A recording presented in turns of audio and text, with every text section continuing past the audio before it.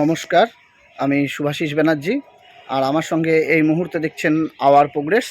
আজকে আমরা যে বিষয়টি আলোচনা করব, আপনার জমি দখল হয়ে গেছে বা কেউ দখল করে রেখেছে, সে কোন আইন প্রয়োগ করে সেই জমি নিজের নামে করার জন্য আবেদন করতে পারেন।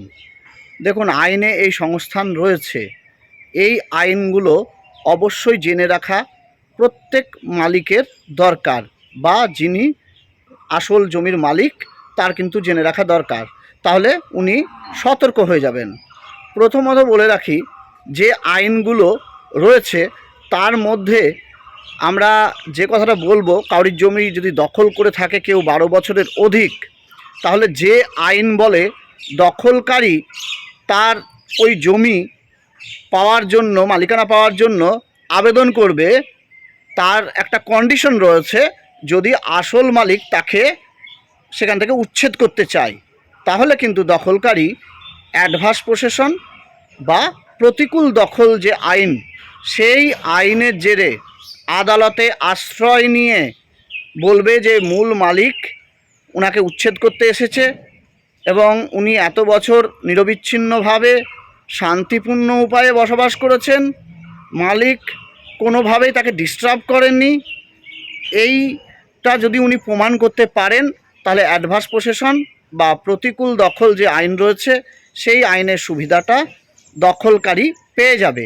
এবার সেক্ষেত্রে উনি ওখানে বসবাসের যে স্থায়ী সত্ত্ব এবং ওই জমি ভোগ দখলের যে স্থায়ী সত্ত্ব বা অধিকার উনি পাবেন। সেটা কেন পাবেন? যিনি আসল মালিক রয়েছেন উনার ভুলে ওইটা পাবেন। কারণ প্রথম ভুল হলো উচ্ছেদ করতে যাওয়া, এটা প্রথম ভুল।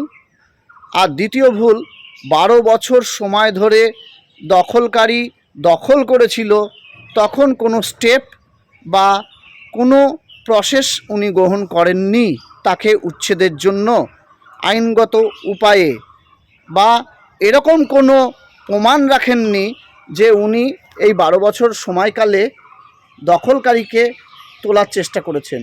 আর এখন যদি হঠাৎ করে তাকে উচ্ছেদ করার চেষ্টা করেন, তাহলে কিন্তু এই বিষয়টা আসে। এবার দ্বিতীয় যে আইনটি বলবো, সেটা হলো বাস্তু অধিগ্রহণ আইন। এই বাস্তু অধিগ্রহণ আইন 1976 সালে হয়েছিল, যেটাকে আমরা হোমস্টিড ল বলে থাকি। এই আইনেও বলা হয়েছে, ব্যক্তিগত জমি যদি কেউ দখল করে থাকে এবং তার যদি কোনো জমি না থাকে, তাহলে সরকার বা গভর্নমেন্ট, সে স্টেট গভর্নমেন্ট হোক, এটা মূলত স্টেট গভর্নমেন্টেরই রুলস। স্টেট গভর্নমেন্ট যদি মনে করে যে দখল করে আছে সে ভূমিহীন বা তার কোনো জমি নেই, তাহলে তাকে কিন্তু ওই বাস্তু অধিগ্রহণ আইন বলে জমি দিতে পারে, যে জমিটা দখল করে আছে সেই জমিটাই। এজন্য আসল মালিককে সরকার ক্ষতিপূরণ বা কম্পেনসেশন দেবে। এবার ধরা যাক আসল মালিক কোনো মতেই বলছে যে আমি ওই জমি কম্পেনসেশন নেব না বা ক্ষতিপূরণ নেব না, দখলকারীকে উঠতে হবে। যদি এরকম বলে, তাহলে সরকার সেক্ষেত্রে যে সরকারি ট্রেজারি বা কোষাগার রয়েছে, সেই ট্রেজারি বা কোষাগারে ক্ষতিপূরণের টাকাটা রেখে দিবে। যতদিন এই ঝামেলাটা বা এই বিষয়টি কোর্টের মাধ্যমে না নিষ্পত্তি হচ্ছে, ততদিন কিন্তু ট্রেজারিতে টাকা থাকবে। তারপরে একেবারে কোর্ট বা আদালত শেষে যা বলবে সেই অনুযায়ী কাজ হবে। তবে মনে রাখবেন যে এই বাস্তু অধিগ্রহণ আইন বা হোমস্টিড ল অনুসারেও দখলকারী সেই জমি পেতে পারে। সেটা কত জমি পেতে পারে?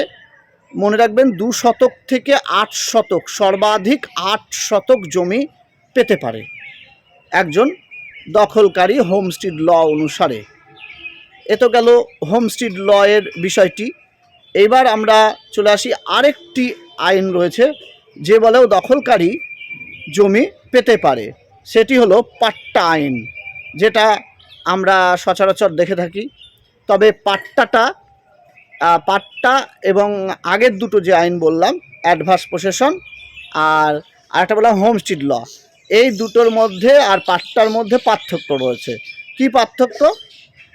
আগের দুটো যে ল, সেই আইন দুটো কার্যকর হয় ব্যক্তিগত মালিকানাধীন জমির উপরে কার্যকর হয় ওগুলো।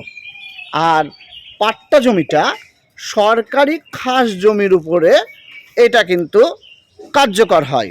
তাহলে সরকারি খাস জমি বা 1 নম্বর খতিয়ানের জমি কেউ যদি দখল করে থাকে তাহলে সে পাট্টার জন্য আবেদন করতে পারে এবং সেই অনুযায়ী পাট্টাও সে পেতে পারে বা তাকে আগে অগ্রাধিকার দেওয়াও হতে পারে। এটা কিন্তু নিয়ম। কিন্তু তাই বলে যদি উনি ভূমিহীন না হন, উনার যদি আসল কোনো জায়গায় বাড়ি বা জমি থেকে থাকে, দেখুন আমরা এখন দেখছি রাজনৈতিক প্রভাবে বা অন্য কিছু বলুন না কেন, যার দুতলা বাড়ি আছে সেও পাট্টা পাচ্ছে, এরকম দেখছি। কিন্তু নিয়ম কিন্তু এটা নয়। নিয়ম হলো জানেন, ভূমিহীন যিনি বা যার চাষযোগ্য জমি একেবারে কম রয়েছে সে পেতে পারে ওটা। কিন্তু এখন আইনের মিসইউজ হচ্ছে, তাই পাট্টা পাওয়ার জন্য কিন্তু অগ্রাধিকার থাকে যিনি খাস জমি বা সরকারি জমি দখল করে রয়েছে বা অনেক দিন ধরে রয়েছে। তবে মনে রাখবেন, আমরা যে আইনগুলো বলছি এই আইনের মাধ্যমে যিনি মালিক পক্ষ রয়েছেন তাকে সতর্ক বা সচেতনতার জন্য ভিডিওটি করা। কখনোই এটা আমরা উৎসাহিত করছি না কাউকে যে দখলকারী এই আইনে জমির মালিক হয়ে যাবে। আর এই আইনগুলো থাকলেও দখলকারী কিন্তু সেইভাবে প্রয়োগ করতে পারবে না। এর অনেক কন্ডিশন রয়েছে, অনেক শর্ত রয়েছে। দখলকারীকে এই শর্ত বা কন্ডিশন গুলো রয়েছে সেগুলো কিন্তু আদালতে প্রুভ করতে হবে, প্রমাণ করতে হবে। তারপরে এই আইনগুলো প্রয়োগ হবে কি না এই বিষয় রয়েছে। তাই অনেক কিছু ম্যাটার করে। মুখের কথায় বা এই আইনগুলো বলে দিলেই যে দখলকারী মালিক হবে সেটা ব্যাপার নয়। এজন্য যারা অভিজ্ঞ আইনজীবী রয়েছে তারা এই আইনের মাধ্যমে তারা দখলকারীর পক্ষে আদালতে দাঁড়াতে পারে। সুতরাং যারা আসল মালিক রয়েছেন, অরিজিনাল ল্যান্ড ওনার রয়েছেন, যখনই আপনারা আপনাদের জমি বা সম্পত্তি থাকুক না কেন সেই সম্পত্তি ব্যবহার করুন বা সেটাকে এমনভাবে ব্যবহার করুন যাতে আপনার উপস্থিতি সবসময় সেখানে দেখায়। যেমন আপনি যদি কোনো ফাঁকা জমি থাকে সেটাকে বাউন্ডারি দেন, সেখানে কিছু গাছ লাগান, এরকম করে ব্যবহার করবেন। মাঝে মাঝে সেখানে যাবেন। অনেকে তো আবার এনআরআই হয়ে যায়, জমি থাকে এক জায়গায়, বাসস্থান আর এক জায়গায়, বা বিদেশে বাস করে, তার জমি কেউ দেখাশোনার কেউ নেই, তখন সেই জমিগুলো দখল হওয়ার সুযোগ থাকে বা চান্স থাকে, বা নিজের লোকেরাই হয়তো সেই জমি দখল করে চাষ করতে লাগে। এরকম অনেক আছে। মনে রাখবেন যে ভূমিহীন মানুষও প্রচুর রয়েছে, তারাও কিন্তু চেষ্টা করে সেই সব জমিগুলোর মধ্যে বসবাস করে নেওয়ার। সুতরাং আপনি যখনই জমি কিনবেন বা আপনার পূর্বপুরুষের জমি রয়েছে সেগুলো ব্যবহার করুন। যাই হোক, এই 3টি যে আইন বললাম এই 3টি আইন থেকে সাবধান থাকবেন। এই 3টি আইন সম্পর্কে অবশ্যই আপনারা জানলেন। তবে পাট্টা থেকে অতটা অসুবিধা নেই, তবে সরকারি বিষয় ওগুলো। আর যেটা হোমস্টিড ল আর আরেকটা বললাম অ্যাডভান্স পসেশন, এই দুটো কিন্তু ব্যক্তিগত মালিকানার ক্ষতি করে। যাই হোক, ধন্যবাদ ভিডিওটি দেখার জন্য। আমি শুভাশিস ব্যানার্জি আজকের মতো বিদায় নিচ্ছি। আবার পরবর্তী ভিডিওতে খুব শীঘ্রই দেখা হবে।